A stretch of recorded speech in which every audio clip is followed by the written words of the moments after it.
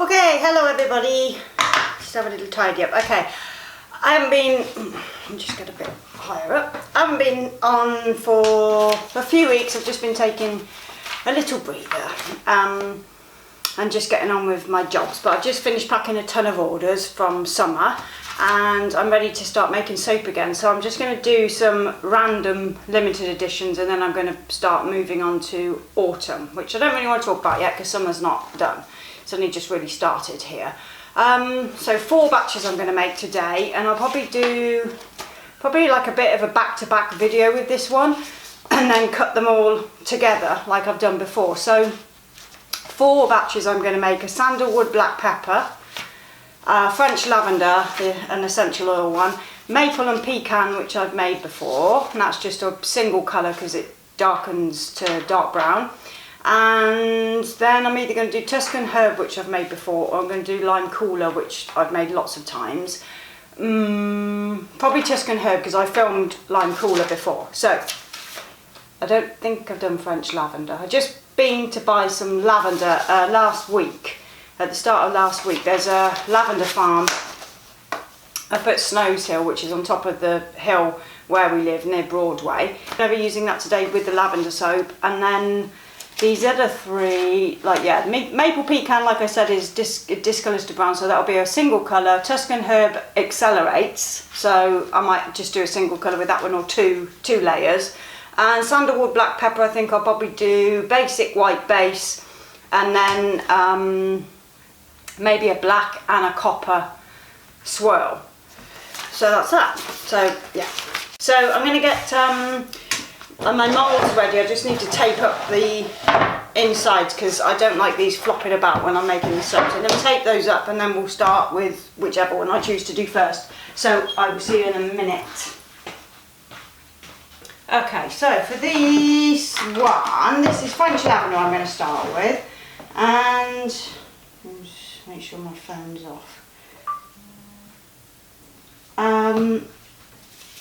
For colour, I'm going to be using the white base, and then I've got from Mica Mama plum purple, which you've seen before, and black grape, which is a slightly darker. So I've got two purples I want to use, so that we've got a lighter purple and a darker purple. You probably won't see too much contrast once the soap's made, but it's nice to have 2 different colours. Okay, so let's get the lye poured in.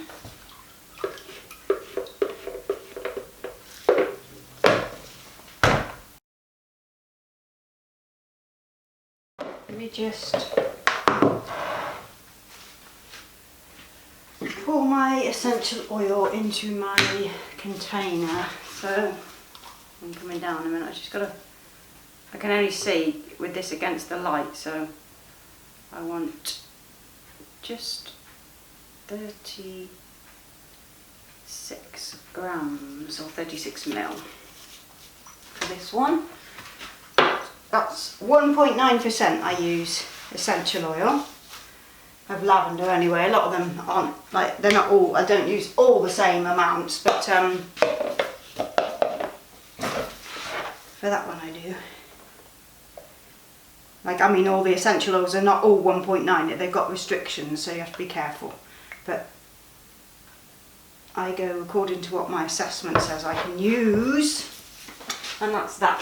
So now 2 more coffee spoons.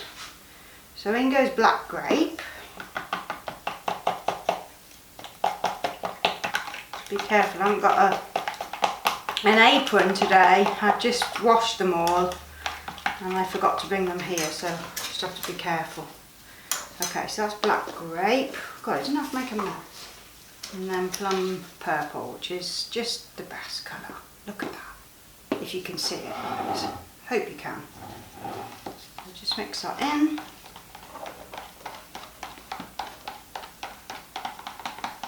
Now, sometimes I switch between French lavender and Bulgarian lavender, and both are really good.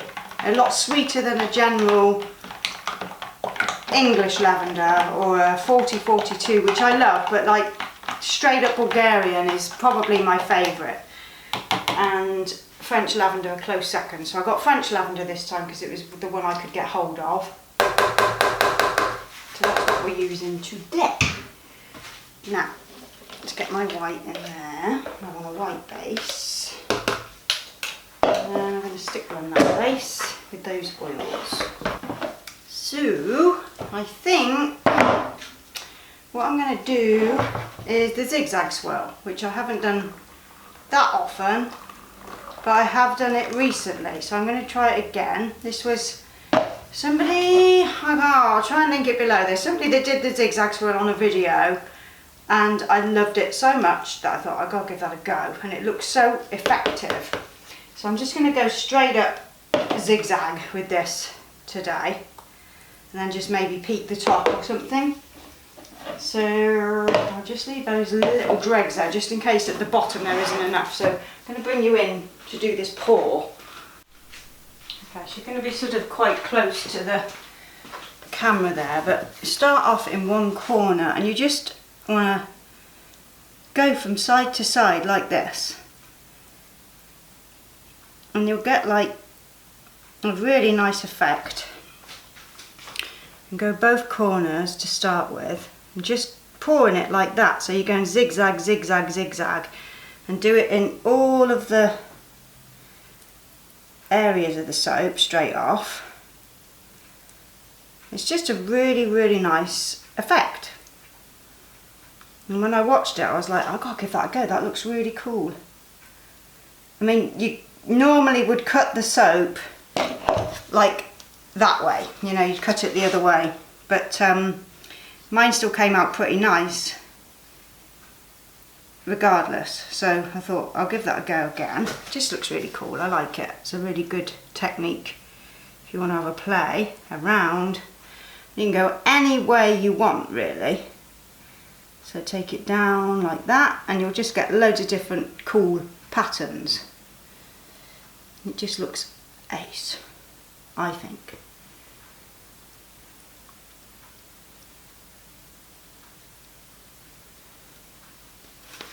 Just give it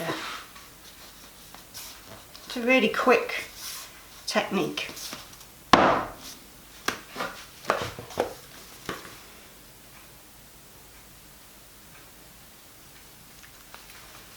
Okay, so at the end, let's get that.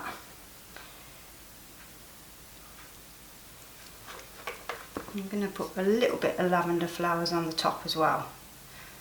But I really like it because it sort of creates like globules on the top, if that's a word. Globules? Is that a word? It is now. Anyway, I like how it looks, you know, like it's just slopped on. But you've got all those contrasting colours and it just looks lovely.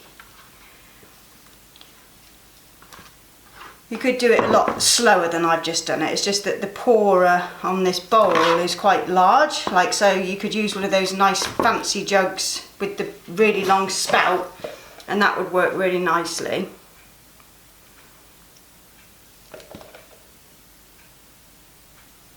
But you know me, I just, I don't buy things like that, like just to do a pour or think, you know, we don't get those jugs here anyway, not that I've seen. Let's just use up the rest of the batter. And I won't need to do anything else to it because it looks nice as it is. I think what I'll do is just peek it like I normally would. And go like that over that way. Because I want to put my lavender on as well. And we'll come in that way, but not all the way over. So you get some of that inside the middle. Oh, that's nice to make. That's better. And then my lavender. Okay, so here's my local lavender and I'm going to go straight down the centre. Like that.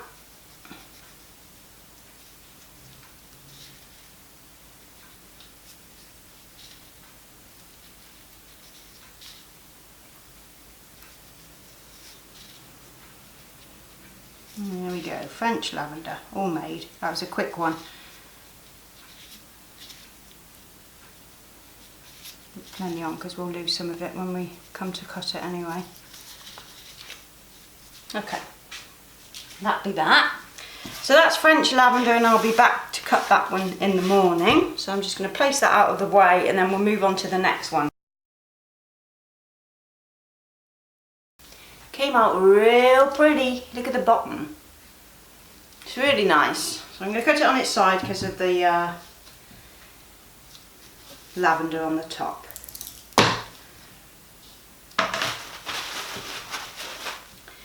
This looks like it came out really, really nice. Really nice. Look at that. So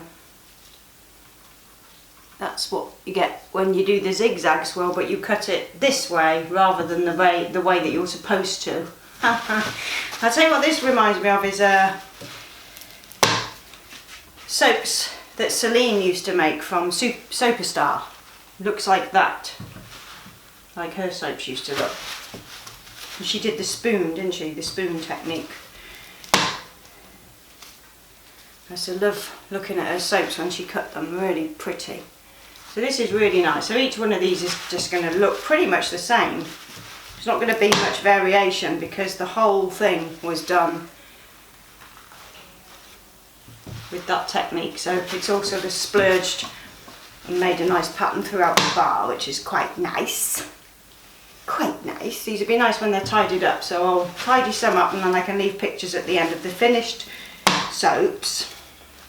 But yes, it's certainly a lot different to any French lavender soap I've made before. I normally just do my regular chopstick swirl and that's that. But I wanted to just do a few different things yesterday when I was soaping, so that's what I did. Anyway, been out this morning walking the dog. Just Matt's got today off because he's got to go to work on Sunday because he hadn't got anybody to cover the shop on Sunday. So we're both going to go to the pottery on Sunday and I can do the books and get them out of the way because I'm their bookkeeper. And today, so we just walked the dog. It's very hot outside and I think we're going to leave her at home, and Matt wants to go skateboarding, so I think we might go to Birmingham for the afternoon.